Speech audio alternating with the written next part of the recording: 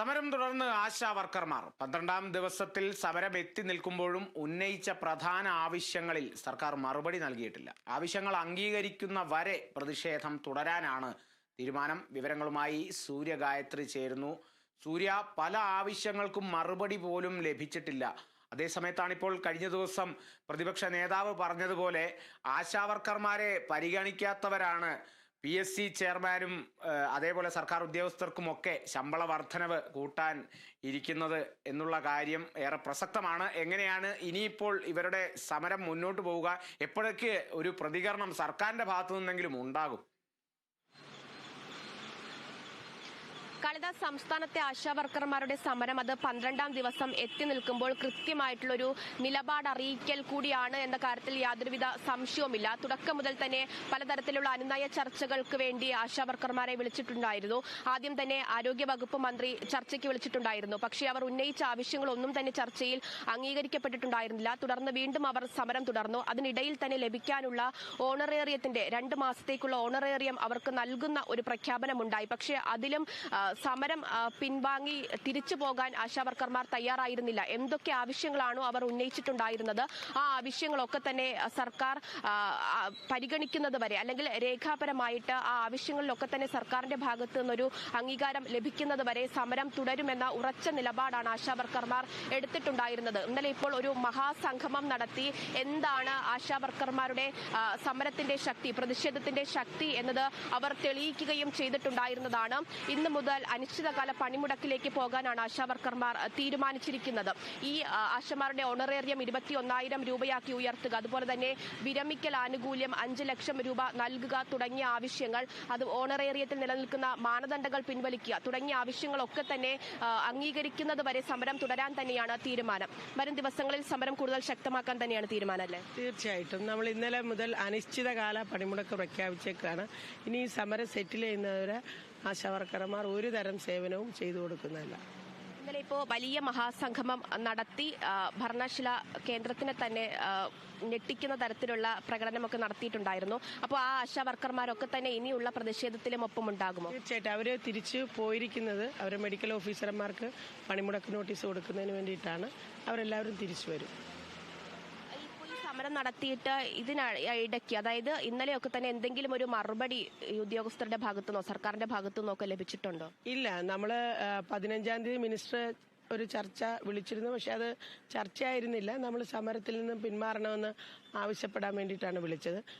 അതിനുശേഷം നമ്മൾ ബഹുമാനപ്പെട്ട മുഖ്യമന്ത്രിക്ക് നമ്മുടെ ഒരു നിവേദനം അയച്ചിരുന്നു. അതിനുള്ള ഒരു മറുപടി ഇതുവരെ കിട്ടിയിട്ടില്ല. അതിനൊക്കെ മറുപടി കിട്ടിയതിനു ശേഷം മാത്രമേ സമരത്തിൽ നിന്ന് പിന്മാറൂ? അല്ല, മറുപടി എന്ന് പറഞ്ഞാൽ നമ്മൾ ഉയർത്തിയ ഡിമാൻഡുകൾ ആണ്.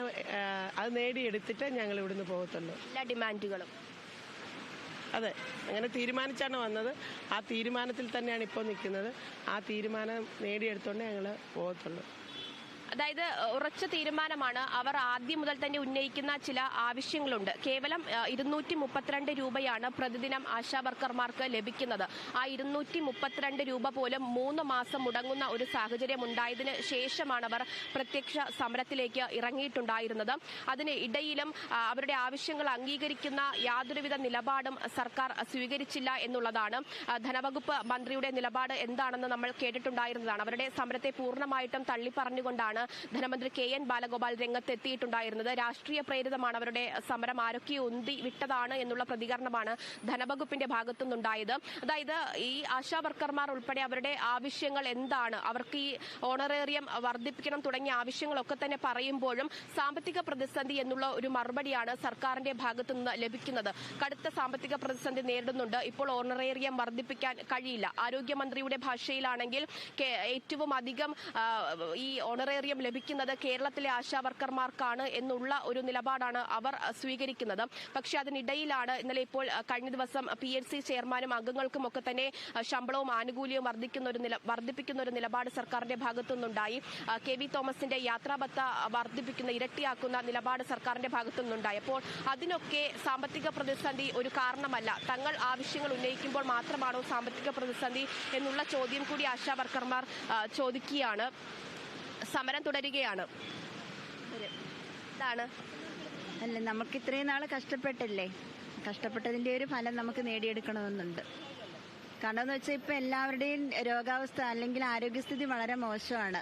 ആ ഒരു സങ്കടമാണ് ഞങ്ങൾക്ക്. കാരണം ഞങ്ങൾക്ക് നമ്മൾ കഷ്ടപ്പെടുന്ന ജോലിയുടെ ആനുകൂല്യം നമുക്ക് കിട്ടുന്നില്ല.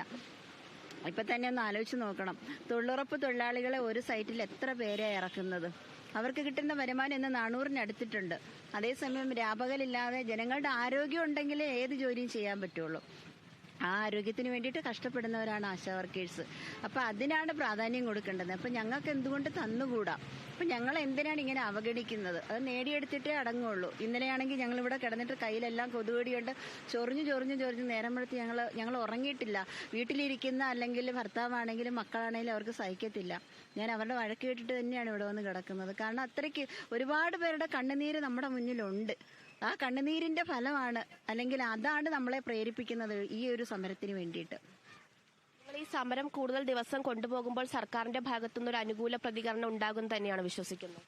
തീർച്ചയായും ഉണ്ടാകണമല്ലോ. അത്രയ്ക്ക് ഞങ്ങൾ കഷ്ടപ്പെടുന്നുണ്ട്. ഒരു ദിവസം രാവിലെ 8 മണിക്ക് 8:30 മണിക്ക് നമ്മൾ ഇറങ്ങിക്കഴിഞ്ഞാൽ വൈകിട്ട് 6 മണിയോടെ വീട്ടിലെത്തുന്നത്. വീട്ടിലെത്തുമ്പോൾ വിളക്ക് എത്തിച്ചതിന് ശേഷം നമ്മൾ ഭർത്താവായിരിക്കും ചിലപ്പോൾ ദിവസങ്ങളിൽ വിളക്ക് എത്തിക്കുന്നത്. അപ്പം നമ്മൾ വീട്ടിലെത്തി കഴിയുമ്പോൾ പിന്നെയാണ് ഭർത്താവ് ചോദിക്കുന്നത്, ഇത്രയും നേരം എവിടെയായിരുന്നു? ഇതിൻ്റെ ഒന്നും ഇങ്ങോട്ട് കാണുന്നില്ലല്ലോ, പൈസ പോലും ഇല്ലല്ലോ, നീയൊക്കെ എന്തിനാ ഇങ്ങനെയാണ് കഷ്ടപ്പെടുന്നതെന്നാണ് ചോദിക്കുന്നത്.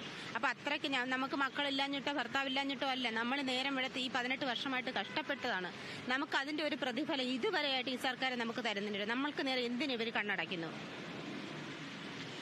കാളിദാസ്, തുച്ഛമായ വേതനത്തിൽ രാപ്പകലില്ലാതെ പണിയെടുക്കുന്ന തൊഴിലാളികളാണ്. അവർ കഴിഞ്ഞ 12 ദിവസമായിട്ട് സെക്രട്ടേറിയറ്റിന് മുന്നിൽ അവരുടെ ആവശ്യങ്ങൾ അംഗീകരിക്കുന്നതിന് വേണ്ടി, അതും കേവലമായിട്ടുള്ള അടിസ്ഥാന ആവശ്യങ്ങൾ അംഗീകരിക്കുന്നതിന് വേണ്ടി സമരം ചെയ്യുകയാണ്. എന്തായാലും അനിശ്ചിതകാല പണിമുടക്കിലേക്ക് സംസ്ഥാനത്തെ ആശാ വർക്കർമാർ നീങ്ങുന്നു എന്നുള്ളത് തന്നെയാണ്. കഴിഞ്ഞ ദിവസങ്ങളിൽ നിന്നൊക്കെ അപേക്ഷിച്ച് കൂടുതൽ പങ്കാളിത്തം വരും ദിവസങ്ങളിൽ അവരുടെ സമരത്തിന് ഉണ്ടാകും എന്നുള്ളതാണ്. ആ ആവശ്യങ്ങളൊക്കെ തന്നെ അംഗീകരിക്കുന്നത് വരെ, അതിനെ രേഖാമൂലം ഉള്ള അംഗീകാരം സർക്കാരിന്റെ ഭാഗത്തു നിന്ന് ലഭിക്കുന്നത് വരെ ശക്തമായ പ്രതിഷേധവുമായിട്ട് ആശാവർക്കർമാർ പോകുന്നു.